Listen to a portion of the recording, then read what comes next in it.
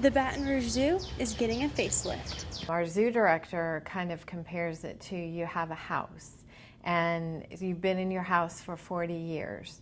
So you probably have the avocado refrigerator and the shag carpet. So it's time to figure out, what do we want the zoo to be? Although the zoo meets the AZA requirements, a lot of infrastructure work needs to be done underground. A large amount of money could be spent on that, and nobody would see a difference in the zoo. There are thoughts of relocating, but the land would have to be donated. When they looked at the zoo and what it might need, it doesn't matter where it is.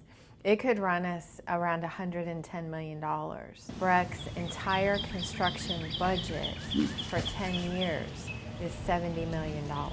BREC is responsible for more than 180 parks, and the cost of running a zoo would deplete the money for other parks, so the zoo was given a separate business plan, which includes looking into private funding for the ideas brewing on how to improve the zoo. Ideas like splash pads are very popular in zoos. Some zoos are doing zip lines or ropes courses where you get a bird's eye view, so you're up here and you're getting to see the animals down here. So what if we had overnight accommodations that look like tents from the outside, but when you go inside it's more like a cabin? But regardless of the ideas, nothing will be done until the local community gets to give their input on the matter. Mama? What noise the tiger make, Jay? Jay, pay attention. She's talking to you on camera. Say rah. Rah.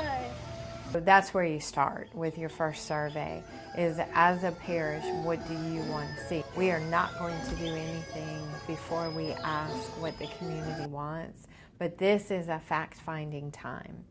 One of those facts is that BREC is looking into private funding because of the costs. They would like to keep the zoo affordable, but they are looking into extra events that may cost more money. For example, the zip line might not be included in the entry fee. The idea is not to make a profit, because we're not a business. Zoos don't normally make a profit because you're always bringing in new exhibits, you're always bringing in new animals. We're taking what we bring in revenue, and then we're subsidizing that gap with the tax dollars. Right now, very little is certain. The zoo will be improved, and if it does move something for the community, we'll replace it. But this will be a long time coming. We're not going to rush this. We're not in a hurry. We want to take our time and do it right, and not do something that's going to be good for 2 years or 5 years, but something that will be good for generations. If not, we're not doing the best job that we can. Although Cheryl asks for the community to be supportive, not everyone is. The NAACP is not happy to hear about the upcoming changes.